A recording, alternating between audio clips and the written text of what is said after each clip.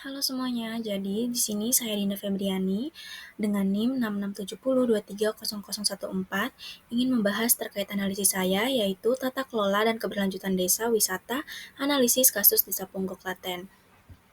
Selanjutnya kita akan membahas terkait pendahuluan. Seperti yang kita ketahui bahwa desa sendiri sudah memiliki aturan yaitu Undang-Undang Nomor 6 Tahun 2014 tentang desa telah membuka ruang otonomi luas bagi pemerintah desa di Indonesia termasuk alokasi dana desa dan penguatan badan usaha milik desa sebagai motor pembangunan ekonomi lokal yang mandiri bukan sekedar pelengkap kebijakan pusat atau pasar. Nah, di sini saya mengambil kasus Desa Ponggok, di mana Desa Ponggok di Kecamatan Polan Harjo dan Kabupaten Klaten, Jawa Tengah ini itu muncul sebagai contoh sukses yang menghasilkan pendapatan desa sekitar 80 juta pada tahun 2009, melonjak menjadi 7 miliar pada tahun 2017, yang dimana menghasilkan 400 pengunjung setiap tahunnya.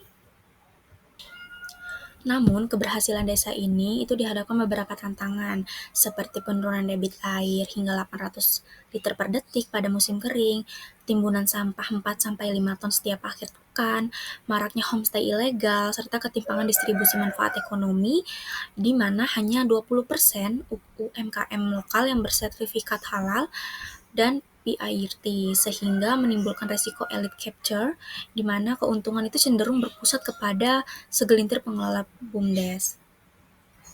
Tentunya kasus ini menjadi relevan dengan persoalan pemerintah desa kontemporer yaitu transisi dan praktik pemerintah semu formalistik menuju demokrasi substantif yang partisipatif, di mana inovasi tata kelola BUMDes ini harus itu diimbangi dengan inklusivitas warga, khususnya kelompok rentan seperti perempuan, pemuda, dan masyarakat miskin, agar pembangunan desa tuh tidak hanya ekonomi sentris, tetapi juga berkelanjutan secara lingkungan sosial. Nah, jadi fokus pada analisis ini yaitu yang pertama melihat bagaimana keberhasilan BUMDes Tirta Mandiri mencerminkan inovasi pemerintahan desa. Yang kedua, apa saja yang menjadi tantangan utama dalam tata kelola keberlanjutan lingkungan, pemerataan dan manfaat ekonomi. Dan yang ketiga yaitu bagaimana model demokrasi desa partisipatif sebagaimana yang dikemukakan oleh Sutoro Eko, I. Arye Yogyakarta, dan Abdul Rozak yang dapat menjadi solusi melalui penguatan musyawarah desa dalam master plan.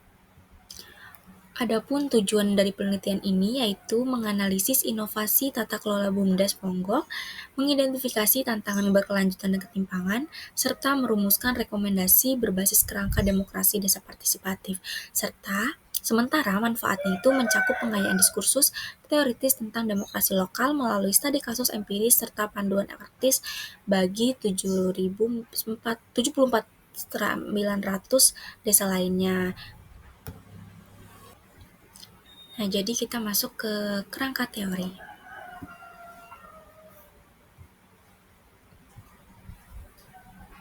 Nah, jadi di kerangka teori ini saya memakai dua konsep utama, yakni pelembagaan demokrasi melalui desa sebagaimana diuraikan oleh Rozaki dan Yulianto, serta konsep desa sebagai situs baru demokrasi lokal yang dikembangkan oleh Dina. Alasan saya memilih dua konsep ini karena keduanya itu saling melengkapi dalam mengaitkan demokrasi lokal, musyawarah, pemerintah semu, dan desa pembangunan. Yang dimana konsep pertama itu memandang musyawarah desa itu sebagai institusi inti demokrasi desa yang berakar pada tradisi musyawarah mufakat Nusantara, bukan hanya sekedar formalitas prosedural, tetapi musdes ini mencakup jenis rutin untuk perencanaan RPJMdes, RKPdes, dan APBDes, serta jenis khusus untuk menangani krisis dengan penyelenggaraan yang menuntut quorum minimal 70% warga dan prioritas pengurus utamaan kelompok rentan seperti perempuan, pemuda, fakir miskin.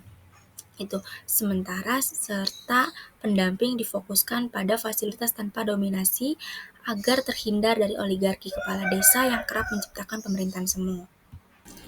Jika kita lihat dalam konteks Desa Ponggok, konsep ini tentunya relevan untuk mengatasi ketimpangan distribusi manfaat BUMDes Tirta Mandiri melalui musdes khusus yang membahas audit lingkungan seperti pengelolaan sampah dan debit air, sekaligus memastikan musyawarah substantif dalam musrek Bangdes 2025 dan mendorong desa pembangunan berkelanjutan yang tidak hanya mengandalkan pariwisata tetapi juga pemerataan bagi UMKM lokal. Selanjutnya, pada konsep kedua, saya menggunakan IRY Yogyakarta yang memposisikan desa itu sebagai pasca UU Desa sebagai arena demokrasi orisinal yang lokal ideal yang menjadikan sekolah politik kebangsaan melalui praktik BUMDes dan musyawarah yang inklusif, gender, serta transparan. Hal ini tuh kontras dengan otonomi daerah yang cenderung elitis dan market driven. Demokrasi lokal ini juga menekankan pengawasan warga terhadap BUMDes untuk mencegah korupsi dan memastikan pemberdayaan ekonomi menjadi eksistensi demokrasi politik. Jika kita lihat kaitannya dengan Desa Ponggok itu terlihat pada keberhasilan transformasi digital dan sinergis BUMDes dengan koperasi, namun juga pada resiko pemerintah semu juga akuntabilitas itu lemah, sehingga master plan desa itu perlu mengintegrasikan transparansi, musyawarah digital, dan pengurus-tamaan kelompok rentan untuk menjadikan desa ini tuh model nasional desa mandiri sebagaimana digagas oleh Sutoro Eko dalam Desa Membangun Indonesia. Selanjutnya kita masuk ke analisis kasus. Nah, pada analisis kasus ini, kita melihat bahwa keberhasilan BUMDes Tirta Mandiri di Desa Ponggok itu bermula pada 2009 ketika Kades Junaidi Mulyono itu memanfaatkan Musdes inklusif untuk merancang pengelolaan mata air Umbul Ponggok dengan debit awal 800 liter per detik sebagai destinasi wisata snorkeling air tawar pertama di Indonesia yang menghasilkan lonjakan PADES dari 80 juta pada tahun 2010 menjadi 7 miliar pada tahun 2016. Hal ini tuh mencapai puncak hingga 16 miliar pada tahun 2018. Diikuti dengan stabilisasi 12 sampai 14 miliar per tahun hingga 2025. Nah, dari aktor utama ini mencakup dari pemerintah desa, Kades dan serta perangkatnya, BUMDes dengan 25 karyawan tetap plus 150 mitra lokal, BPD yang mengawasi 14 musdes tahunan itu melebihi kewajiban UU Desa minimal 2 kali. Nah, serta masyarakat yang terlibat dalam gotong royong membangun wahana seperti underwater, photo spot gitu, dan kolam renang infinity dan glamping site yang menggunakan dana desa sebesar 1,9 miliar pada tahun 2025. Hal ini tuh menimbulkan dinamika positif yang terlihat dari penciptaan 1.200 lapangan kerja langsung, di mana 0 pengangguran sejak 2019.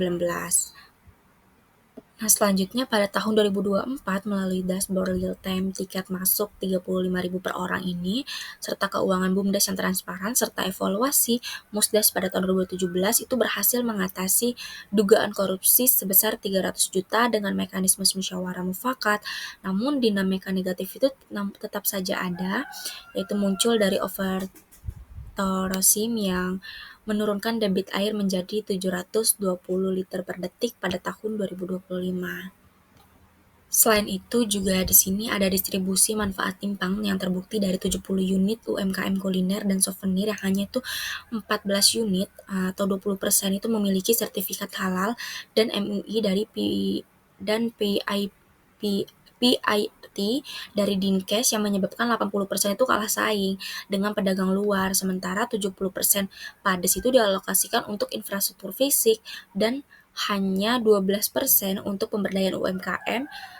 Hal ini tuh implikasi kebijakan Master Plan 2025 dengan dengan 7 prioritas perlindungan sumber air, digitalisasi UMKM, kuota pengunjung 1.500 per hari, dan zona nol plastik, reboisasi 5H, serta sertifikat massal dan audit independen. Kalau misalnya kita lihat dari analisis kasus ini, hal ini tuh selaras dengan paradigma Sutoro Eko tentang desa mandiri anti market driven yang menolak eksploitasi sumber daya. Tetapi tanpa pengarusutamaan kelompok rentan yang perempuan itu hanya dilibatkan 18%, dalam pengambilan keputusan pemuda migran juga hanya 25% dan tidak terlibat gitu loh.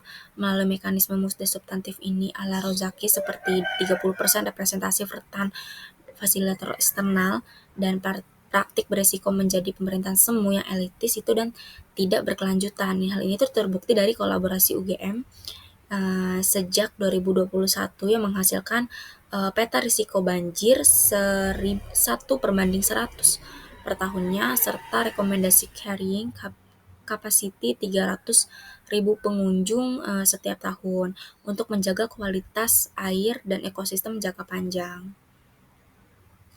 Selanjutnya kita akan masuk ke refleksi dan rekomendasi. Nah, dari kasus Desa Ponggok ini, pelajaran utama yang dapat kita ambil adalah bahwa inovasi BUMDes itu nggak cukup tanpa demokrasi lokal yang kuat. Meskipun BUMDes Tirta ini mandiri berhasil meningkatkan pendapatan dan dominasi elit dalam BUMDes ini menciptakan ketidakadilan, seperti yang dikritik dalam teori pemerintahan semu, desa wisata ini seringkali menjadi istana pasir jika tidak didasari partisipasi, karena keberlanjutan lingkungan itu diabaikan untuk keuntungan jangka pendek. Tentunya hal ini tuh menunjukkan kesenjangan antara teori VDD dan praktik, di mana desa ini belum sepenuhnya berdaulat gitu. Nah, selanjutnya kita akan membahas rekomendasi. Yang pertama itu ada partisipatif, yang dimana integrasikan musti digital untuk UMKM seperti sertifikat gratis via BUMDes. Yang kedua itu menciptakan akuntabel, yang dimana audit independen PAPDes tahunan publikasikan via aplikasi desa. Dan yang ketiga itu berkelanjutan, yang itu master plan itu wajib, zona nol plastik, reboisasi sempadan sungai, kuota pengunjung harian, serta libatkan IRE untuk pendampingan pemerintahan desa bertindak sebagai fasilitator bukan penguasa. Baik, selanjutnya kita masuk ke kesimpulan yang dimana analisis kasus Desa Ponggok ini menunjukkan bahwa keberhasilan BUMDes Tirta Mandiri mencerminkan inovasi pemerintahan desa melalui prakarsa lokal, tetapi tantangan tata kelola dan berkelanjutan menuntut model demokrasi yang lebih partisipatif. Mungkin itu saja dari presentasi saya terkait analisis kasusnya Desa Ponggok. Kurang lebihnya mohon maaf. Terima kasih.